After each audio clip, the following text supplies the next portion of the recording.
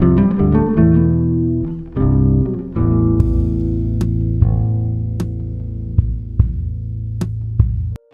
चलिए आज बनाते हैं एक बहुत ही टेस्टी और एकदम हेल्दी और जल्दी बन जाने वाला एक हेल्दी स्नैक बनाते हैं जो कि यूँ बन जाता है और जिसे हम लंच बॉक्स में भी दे सकते हैं या फिर हम स्नैक्स के तरीके भी यूज़ कर सकते हैं और डिनर और लंच में भी खा सकते हैं और हेल्दी भी बहुत होती है। तो उसके लिए सबसे पहले हमने यहाँ पे लिया है मूंग दाल। ये पीली मूंग दाल है, हमें इसको भिगो कर रखना है। 4 से 5 घंटे तक अच्छे से भिगो कर रखेंगे, ये ज़्यादा फूलेगी और बहुत ही अच्छे से हमें इसका चीला बनकर रेडी होगा। तो आपको जब बनाना हो तो 4 से 5 घंटे के लिए इसे मिनिमम भिगो कर रख दीजिएगा। और अब ये खाने में भी बहुत अच्छी लगती है और ये बहुत ही ज़्यादा प्रोटीनेशियस होती है। तो इसके हम बनाने वाले हैं चीले। अब क्या करेंगे, यहाँ पे अगर हम 2 कटोरी मूंग दाल ले रहे हैं ना, तो उसकी आधी कटोरी हम लेंगे यहाँ पे उड़द दाल। उड़द दाल इसलिए लेते हैं क्योंकि इससे ना बाइंडिंग बहुत ही अच्छी आती है। हमारे जो चीले बनाएंगे ना, हम वो फटेंगे बिल्कुल भी नहीं अगर आप उड़द दाल ऐड कर देते हैं तो ये देखिए, ये 2 कटोरी मैंने यहाँ पे मूंग दाल लिया है और एक कटोरी यहाँ पे लेना है उड़द दाल।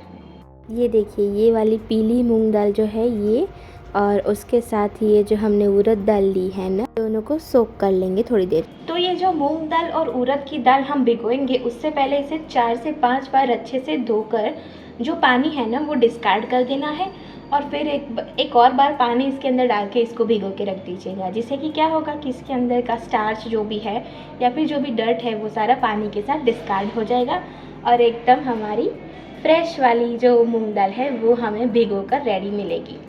तो जिस तरह मैंने बताया कि मैं यहाँ पर 2 कटोरी यहाँ पे मूंग दाल ले रही हूँ और आधी कटोरी यहाँ पे हम उड़द दाल ले रहे हैं।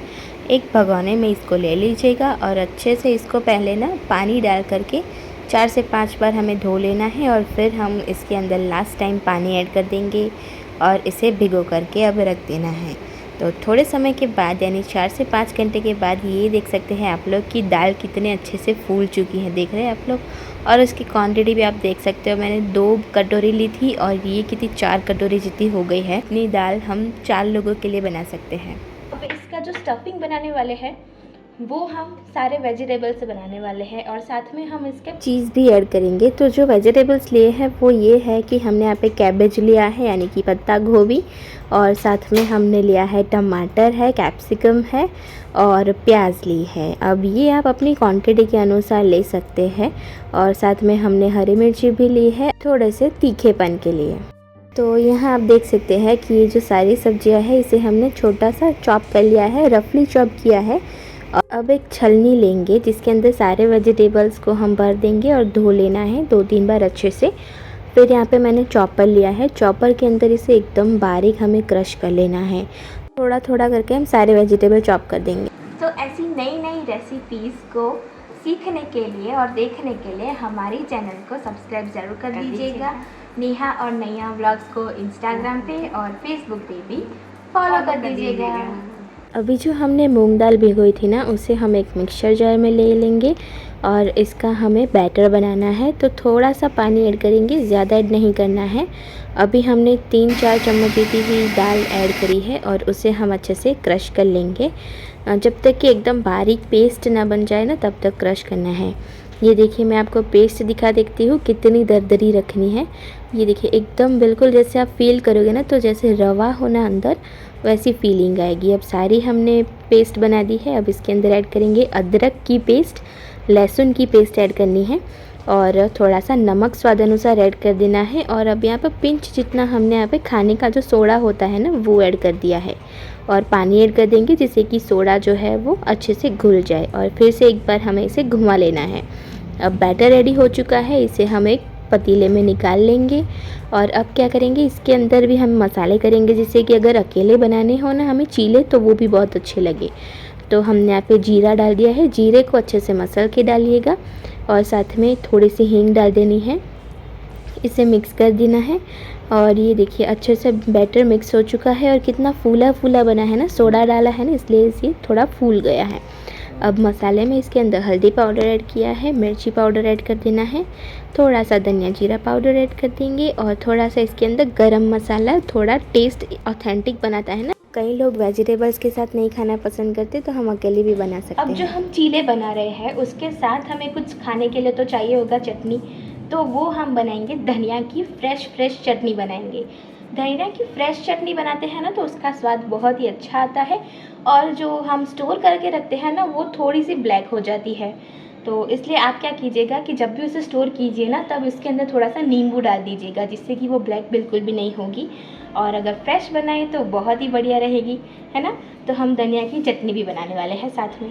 तो यहाँ पे धनिया को अच्छे से धो लिया है, उसे एक मिक्सर जार में ले लेना है। धनिया बहुत मिट्टी वाली आती है, तो पहले अच्छे से धो लीजिएगा और फिर ऐड कीजिएगा। थोड़े से यहाँ पर हमने पुदीने के पत्ते लिए हैं, वो भी ऐड कर देंगे, और मिर्ची भी ऐड कर देंगे। अगर आप लोग जैन खाते हो तो आप लोग कुछ चीज़ें जो है जो अवॉइड करनी चाहिए वो कर सकते हैं, वो भी बहुत टेस्टी लगेगा। जैन इसका वर्जन जो होता है वो भी। साथ में हमने मिर्ची ऐड करी है और अदरक के टुकड़े ऐड किए हैं, और आधा नींबू का रस इसके अंदर डाल दिया है। अब हम इसके अंदर स्वाद अनुसार नमक ऐड कर देना है, क्योंकि नमक के बिना तो चटनी एकदम फीकी लगेगी ना, तो नमक ऐड कर दिया है। और एकदम हल्का सा इसके अंदर पानी ऐड करेंगे। ये ध्यान में रखिएगा कि पानी एकदम चिल्ड हो, बर्फ़ वाला पानी होना चाहिए, या फिर आप बर्फ़ भी ऐड कर सकते हैं। आइस क्यूब 2-3 डाल दीजिए।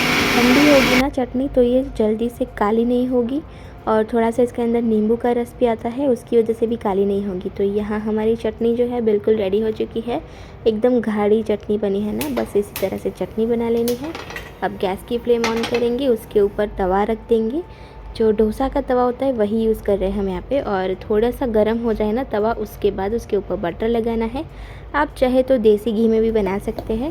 ये हमारा बैटर जो है वो बहुत ही अच्छे से फूल चुका है, रेडी हो गया है। थोड़ा सा इसको रेस्ट मिला बीच में चटनी बनाते टाइम, उसमें ये बहुत ही अच्छा हो चुका है। अब हम क्या करेंगे, छोटे छोटे से चीले बना रहे हैं।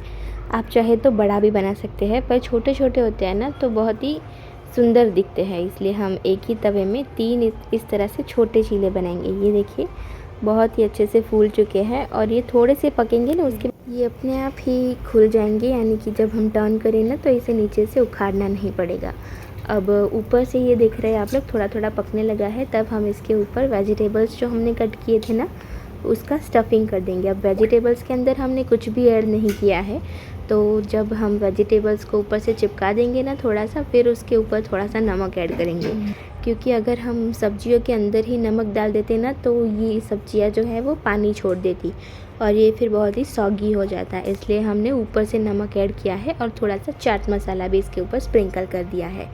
अब थोड़ा पक जाए उसके बाद हम इसके ऊपर बटर ऐड कर देंगे, और बटर को अच्छे से फैला लेना है, और फिर एक एक करके ये सारे जो हमारे चीले हैं ना उन्हें पलट देना है, जिससे कि वेजिटेबल्स जो है ना वो भी अच्छे से पक जाएं। सारी सब्ज़ी अच्छे से पकी हुई होंगी ना तभी स्वाद अच्छा आएगा, और बटर में पका रहे हैं ना तो डेफ़िनेटली स्वाद बहुत ही अच्छा ही आने वाला है। ये देखिए हमारे जो चीले हैं वो बहुत ही अच्छे से पक चुके हैं। अब जो सब्जियां लगाई थी ना हमने, उसी साइड पर हम थोड़ी सी चीज़ ऐड कर रहे हैं। तो यहाँ पे आप कोई भी टाइप की चीज़ ऐड कर सकते हैं, चाहे प्रोसेस्ड चीज़ हो या फिर आप मोज़रेला भी ऐड कर सकते हैं इसके ऊपर। तो ये हमारे चीले जो है बिल्कुल अच्छे से पक चुके हैं। अब हम इन्हें सर्व कर लेंगे। तो सर्विंग प्लेट में सबसे पहले हमने जो चटनी बनाई है ना फ्रेश धनिया की, वो ऐड कर देंगे, और साथ में ये जो चीले हैं ना उन्हें हम टाकोस का शेप दे रहे हैं। आप चाहे तो इसी तरह से सर्व कर सकते हैं। तो ये हमारे टाको चीला, मूंग दाल का टाको चीला जो है वो बिल्कुल रेडी हो चुका है, और एकदम सुंदर दिख रहा है ना। तो ये आप लोग ट्राई ज़रूर कीजिएगा, और हमें कमेंट करके बताइएगा कि आपको कैसा लगा। बहुत ही हेल्दी रेसिपी है और सबको पसंद आने वाली है ये। और इसके साथ आपको कुछ और भी खाना पसंद हो, जैसे कि शेज़वान सॉस है या शेज़वान चटनी है, वो भी खा सकते हैं। फिर मीठी चटनी जो होती है वो भी आप खा सकते हैं, और केचप भी आप ज़रूर खा सकते हैं। बहुत सारे इसके साथ खाने के ऑप्शंस अवेलेबल है। मूंग दाल के चीले और साथ में चटनी बिल्कुल अच्छे से रेडी है। ट्राई कीजिएगा। चैनल को सब्सक्राइब ज़रूर कर दीजिएगा। इंस्टाग्राम और फेसबुक पे भी फॉलो कर दीजिएगा।